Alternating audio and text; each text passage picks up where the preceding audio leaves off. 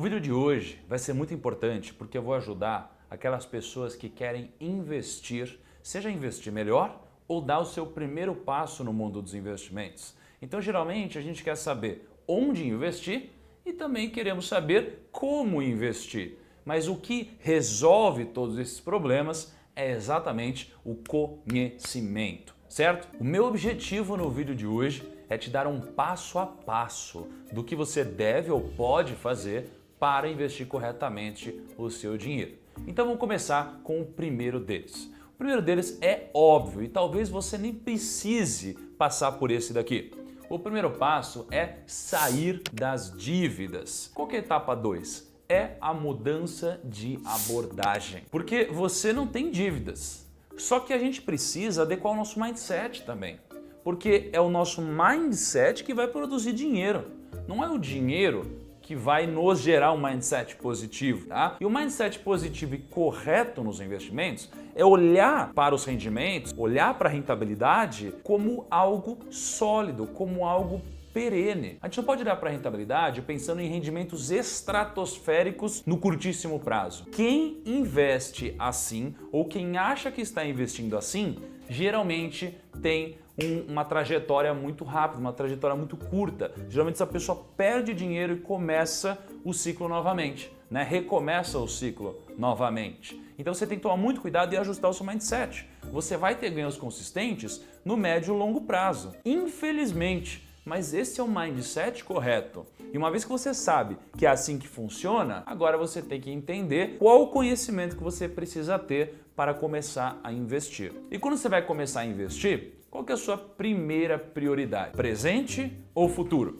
A sua primeira prioridade é o presente. Porque veja só, se você não passar por ele, você não vai chegar no futuro. Se você não subir o primeiro, segundo, terceiro degrau, você não vai chegar no quinto degrau, por exemplo, certo? Então você precisa olhar para o presente. Como a gente pode ter vários imprevistos agora, a gente precisa transformar esses imprevistos em eventos previstos. A única certeza que a gente tem é que o imprevisto é previsível. Você não conhece um monte de gente que já passou por perrengues inesperados? Sei lá, um carro bateu, alguém ficou doente, essa pessoa ficou desempregada, teve que gastar mais do que deveria, ou sem querer gastou mais do que deveria, né? Você não conhece pessoas assim? Eu conheço e não só conheço, como eu já passei por imprevistos. A diferença é que as pessoas que se preparam para esse momento, elas não precisam recorrer a um dinheiro de terceiro, elas não precisam pegar dinheiro emprestado, elas têm dinheiro para se financiar. E como que a gente faz para se preparar para esse momento? A gente forma o nosso fundo de emergência ou o nosso fundo de oportunidade. Qual é a mecânica disso? Antes de eu pensar em qual aplicação eu vou colocar meu dinheiro, eu preciso pensar na estratégia.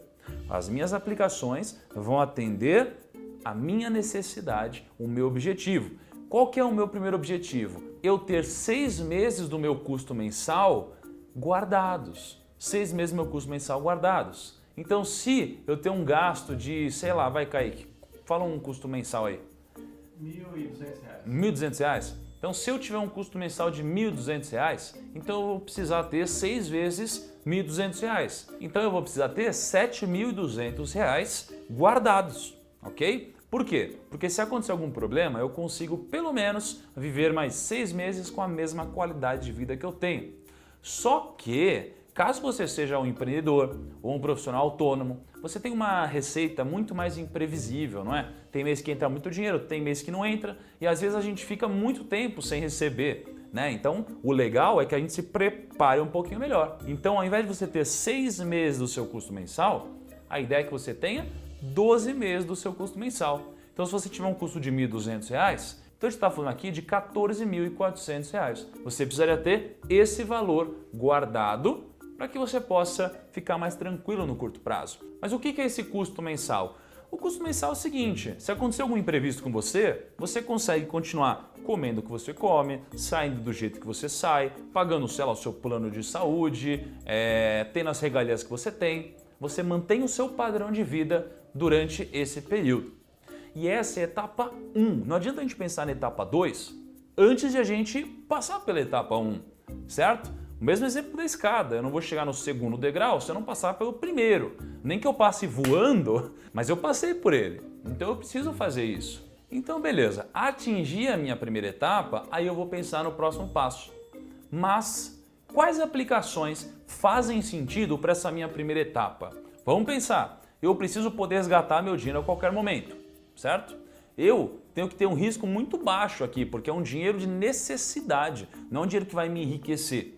Agora, se eu tenho uma liquidez alta, liquidez é a velocidade que eu transformo minha aplicação em dinheiro. Se eu tenho um risco baixo, a minha rentabilidade dificilmente vai ser muito alta, né? Porque não existe uma aplicação assim, seria tipo o super trunfo dos investimentos. Isso não existe. Quais aplicações se enquadram nisso?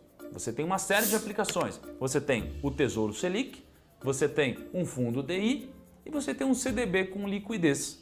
Essas são as 3 principais aplicações que suprem essa nossa necessidade. Se você quiser ver eu aplicando meu dinheiro em uma aplicação que serve como fundo de emergência, eu vou deixar um link aqui para você assistir. Então beleza, Thiago, eu já passei aqui no meu fundo de emergência, qual que é o próximo passo? O próximo passo é a aposentadoria, porque a primeira prioridade é o curto prazo, a outra é o futuro. E a triste notícia é que 1% das pessoas se aposentam com a mesma qualidade de vida. Então para pensar, de 100 pessoas que você conhece, estatisticamente uma pessoa vai se aposentar com a mesma qualidade, porque elas não pensam na aposentadoria delas.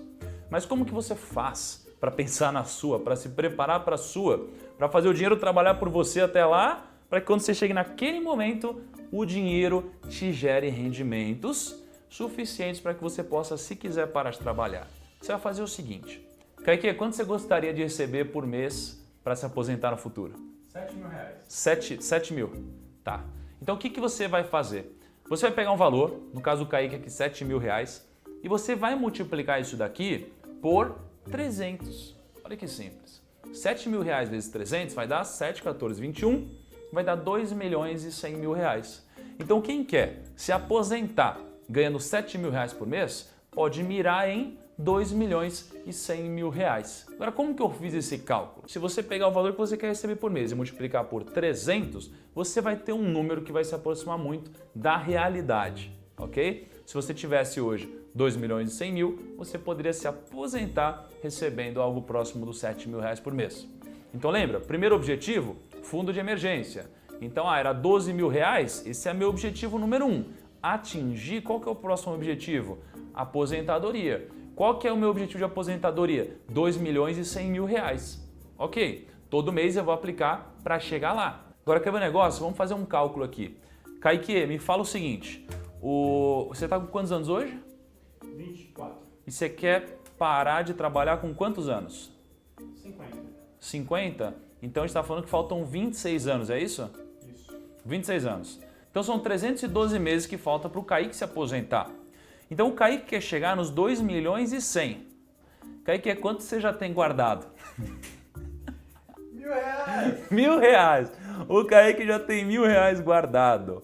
Se o Kaique tivesse aqui um rendimento então de 1% ao mês, o Kaique precisaria investir R$975 para se aposentar aos 50 anos. Por mês, né? Você precisaria investir isso por mês. Agora olha que legal, se você fosse se aposentar aos 60 anos, faltariam 36 anos para chegar lá, né? 36 anos vezes 12 meses, aí ficou fácil, hein? Para você se aposentar aos 60 anos, você precisaria de R$279. Fácil, hein, Kaique? Beleza. No que você vai investir seu dinheiro? Né? Porque é longo prazo. Quais são as características de uma aplicação de longo prazo? Simples. A gente sempre olha para 3 coisas, ok? Rentabilidade, risco e liquidez. Qual que é a rentabilidade que você quer? Você quer a maior rentabilidade possível porque a gente está falando de longo prazo. Mas se você ter uma rentabilidade muito alta, você precisa ter um risco alto ou médio. Porque isso é óbvio, né? Não existe o super trunfo nos investimentos. Agora, qual que é a liquidez? Né? A liquidez é a velocidade que transforma investimentos em dinheiro. A liquidez é baixa também. Porque veja só, você não precisa resgatar o dinheiro. O Kaique não precisa, ele tem 24 anos e quer se aposentar com 60. Então essa parcela da carteira dele vai ser destinada para o longo prazo, ele não precisa resgatar agora, ok? Quais aplicações se enquadram nisso? Bom, ações, fundos imobiliários, debêntures, fundos e algumas previdências também. E Tesouro IPCA. Essas são algumas das aplicações que têm características de longo prazo. Então, às vezes você pode montar uma carteirinha aqui, diversificar um pouco, estudar mais a fundo para você entender muito sobre alguns desses mercados que eu te falei agora e que você possa sentir mais confiança para entrar no mercado de debêntures ou no mercado de fundos imobiliários, porque eu acredito que quanto mais conhecimento você tiver, menos medo você vai ter e melhores serão suas decisões. Então, às vezes você não precisa conhecer o mercado inteiro, mas você pode estudar o que mais te atrai dentro dessas opções que eu te passei. E aí todo mês você vai investindo, vai constituindo a sua carteira previdenciária, ok? Sua carteira de aposentadoria e vai chegando cada vez mais próximo do seu objetivo. Agora, o que você tem que ter em mente? Você tem que ter em mente que quem vai te disponibilizar as melhores opções para você aplicar? Pô, você vai falar com o seu gerente hoje, o que ele vai te dizer? Kai, o que o seu gerente te pergunta ou fala quando você está lá com ele, tomando o café mais caro da história? Se eu quero investir num CDB de 96% do CDB... Nem a pau, Kaique. Pra você são uns 80% que eu sei, cara. Mas não tem uns consórciozinhos? Consórcio, sempre tem consórcio. Umas capitalizações? Capitalização não, mas consórcio não. Então assim, o que acontece? O banco, ele vai te oferecer as coisas do próprio banco, sabe? Não é que o banco é do mal, é que o banco é uma empresa. Se você tivesse uma empresa, o que você gostaria de fazer? Você gostaria de ganhar mais dinheiro, não é? É assim que uma empresa pensa. E o funcionário da empresa, você não gostaria que ele pensasse na empresa? Então você coloca o funcionário lá, você quer que ele bata a meta, não é? Ele não é um funcionário do mal, ele está batendo a meta, certo? Na verdade, o erro tá aqui, o erro tá na nossa cabeça, é a gente que tá errado, não é a pessoa do outro lado que tá oferecendo pra gente um produto que não é condizente. Porque a gente precisa ter conhecimento para entender o que é bom e o que não é pra gente. Então o que a gente quer? A gente quer liberdade. Então hoje, ao invés de você ir num banco que não vai te oferecer opções de outros bancos, por exemplo, você pode ir numa corretora.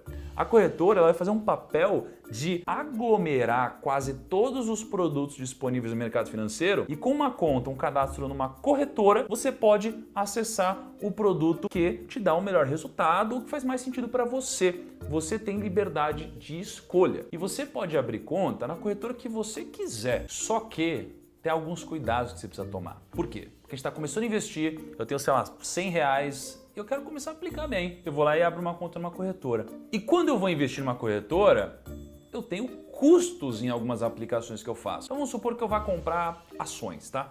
Vou comprar tipo R$100 de Ambev, né? Todo brasileiro gosta de cerveja, então vou falar de Ambev. E aí você pagou R$10 de TED do seu banco para a corretora e depois ainda pagou mais taxa de corretagem. Aí vamos supor que você pagou R$35 no total desses custos. Pô, se você comprou R$100 e você pagou 35 de taxa, você está falando que você começou sua operação, sua vida nos investimentos, perdendo 35%.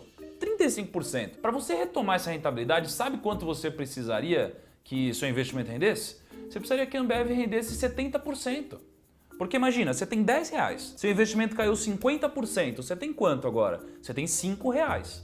Para os seus R$5 virarem 10, sua aplicação precisa render agora 100%. Você entende? Então você precisa tomar muito cuidado com os custos. Mas obviamente que esse custo que eu te falei, ele geralmente é muito mais próximo da realidade dos bancos, que cobram taxas exorbitantes. Nas corretoras as taxas costumam ser menores. E inclusive alguns deles nem pagam taxa. Por exemplo, na Rico, que é a parceira aqui do canal, a taxa de corretagem para fundo imobiliário é 0. Tesouro direto é 0, enfim, sei lá, renda fixa é 0, tem um monte de coisa, mas aí você vê melhor lá no site. Então eu falei de algumas coisas aqui. Primeiro, essa taxa de transação, numa corretora geralmente facilita a sua vida. E outra taxa, a taxa do TED. E essa daqui é um pouco mais difícil de fugir, porque o banco geralmente tem uma taxa. O TED é o que ele cobra para você transferir. Mas o quarto passo para você investir, principalmente se você estiver começando, é você abrir conta em um banco digital.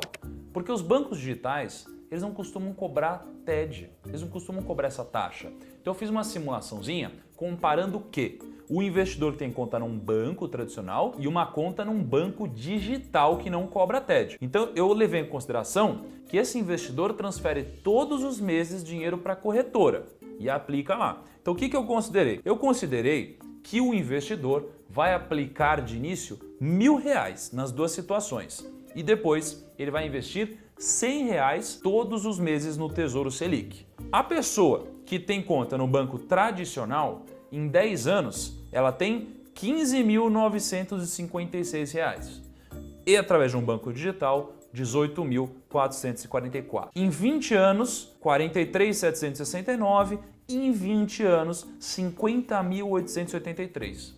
Em 30 anos, 95 mil. E em 30 anos, 111 mil. Ou seja, o impacto de R$15 de taxa de TED, que foi o que eu considerei, deu um resultado de uma diferença de quase R$16 mil no futuro.